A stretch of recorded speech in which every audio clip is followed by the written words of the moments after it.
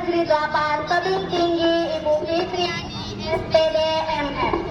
Yang terhormat Ibu Bapak Dewan Guru serta teman-teman yang saya bangga-banggakan.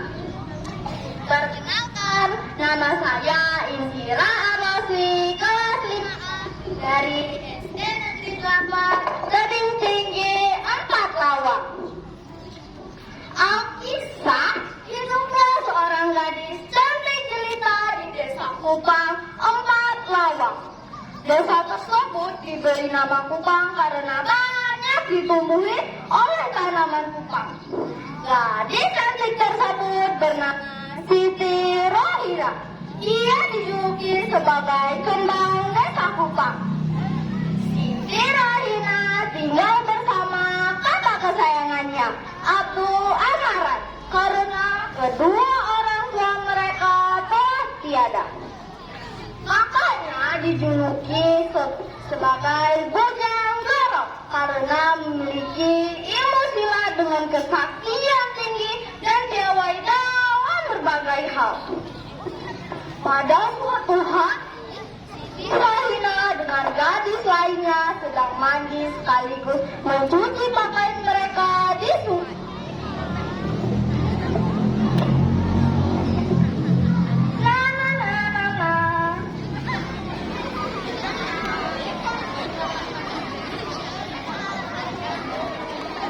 Saat hendak pulang, tako abu milik Siti Rohina hanyut di sungai.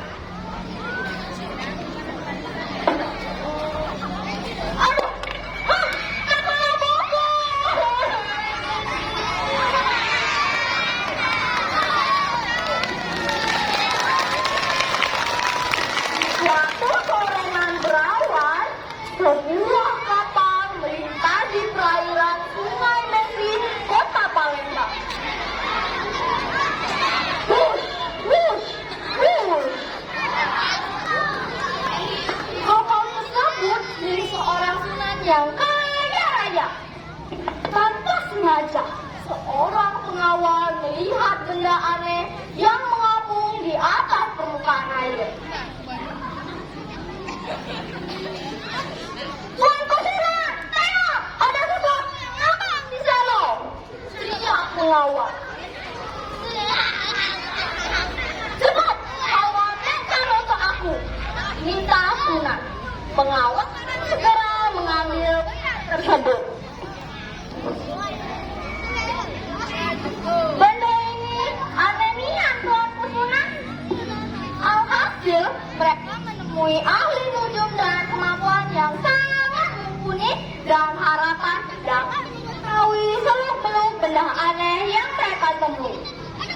Coba kau cari tahu benda apa ini dan siapa pemiliknya, minta Sunan. Kemudian ahli nujum itu mengambil benda tersebut dan mengucapkan mantra sekaligus memejamkan matanya. Tak butuh waktu lama, ahli nujum itu sudah mengetahui nama benda itu, pemiliknya, serta mana benda itu berasal. Benda ini namanya kuku lampu. Biasanya ini dipakai untuk naruh perlengkapan mandi. Ini punya gadis bangga, Siti Rohina namanya. Dia kembang desa, tapi dia berasal dari keluarga yatim piatu dan miskin, kata sang ahli nujum. Cepat kau cari tahu di mana rumah Siti Rohina, minta Sunan. Setibanya di tempat tujuan, masyarakat desa Kupang dibuat kaget karena kedatangan tamu terhormat yang turun dari kapal mewah. Tak sulit mencari rumah gadis paling cantik di desa Kupang. Namun hari pertama berkunjung, Sunan Palembang tak dapat berjumpa dengan gadis idamannya. Dikarenakan Siti Rohina sedang nyamah atau menangkap ikan di sungai hanya menggunakan tangan. Hanya ada Bujang Goro di rumahnya. Sunan Palembang pun menyampaikan maksud dan tujuannya dan mengetahui hal tersebut, Bujang Goro sangat terkejut. Karena ketenaran Sunan Palembang yang memiliki banyak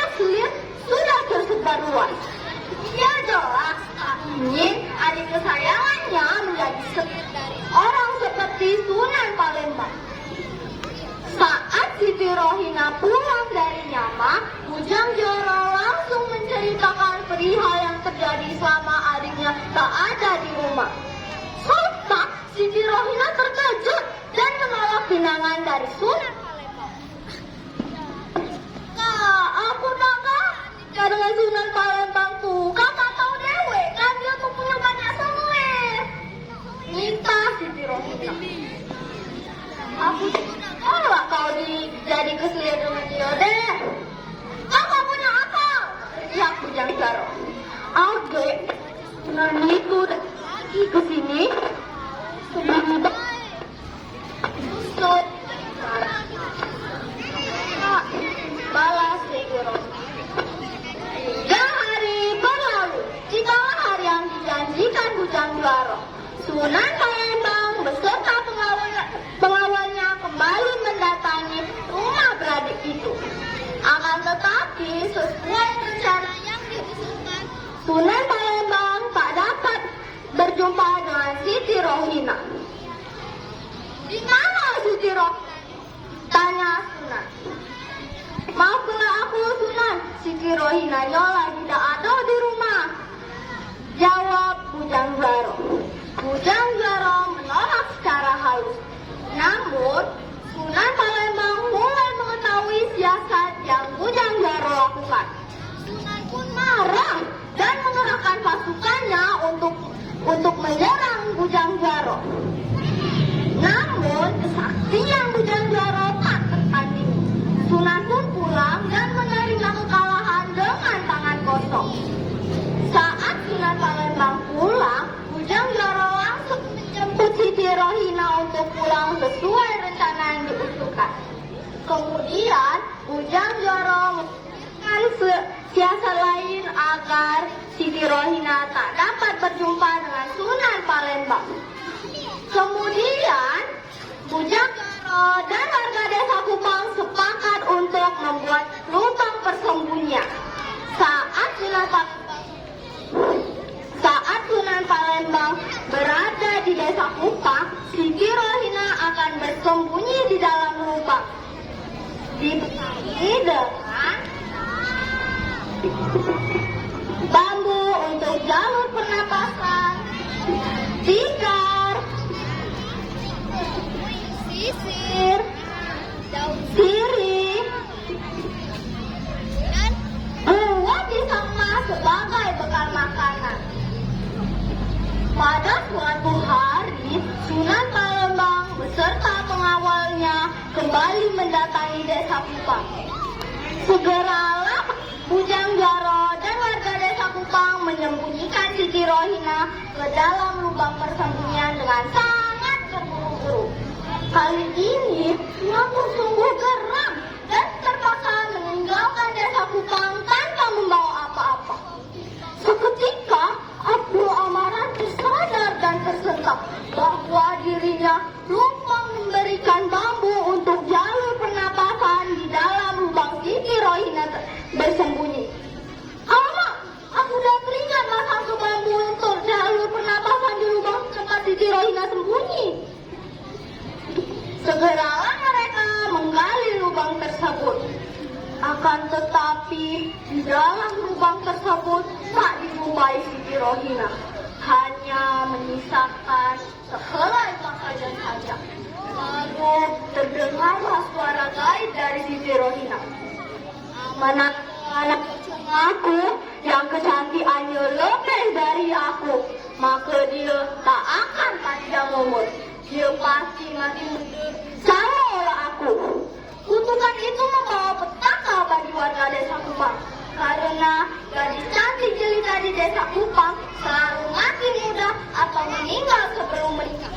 Dan kuburanku yang kades akan meninggi beberapa sentimeter setiap tahunnya. Demikian